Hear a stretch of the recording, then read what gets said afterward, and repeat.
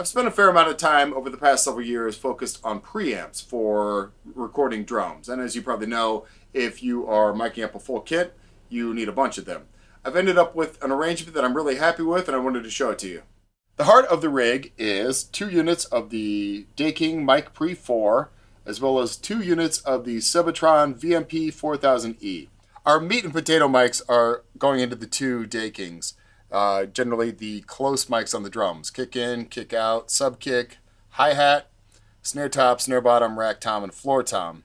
The 2 Sebitron preamps get more of our overheads and kind of close pictures of the kit and character mics. So right now, overhead left and right, front of kit, overhead mono. These 2 are often ribbons. And this one's open for whatever the session calls for. It might be, close room mics or a trash mic or something where we really want to activate the tubes and get more character out of the sound.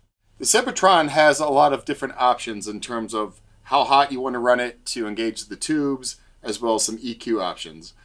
However, when it's just set in the most flat neutral position, no EQ, just kind of the middle gain setting, the Sebitron and the Daking sound so similar to us that we just don't worry about it. Obviously, the big advantage of the Sebitron is just all the different options you have to activate those tubes and the EQ. I have an additional 7 mic preamps over here. 3 in the SSL6 and 4 in the RME UFX Plus.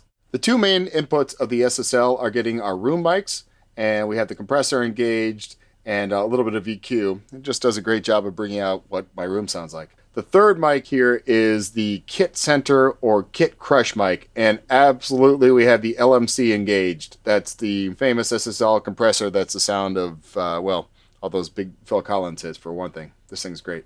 Finally, we have 4 preamps on the RME UFX Plus.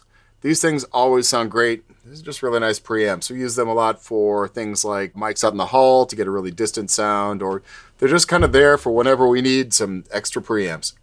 I'm really happy with this preamp setup. Now we just focus on recording drums.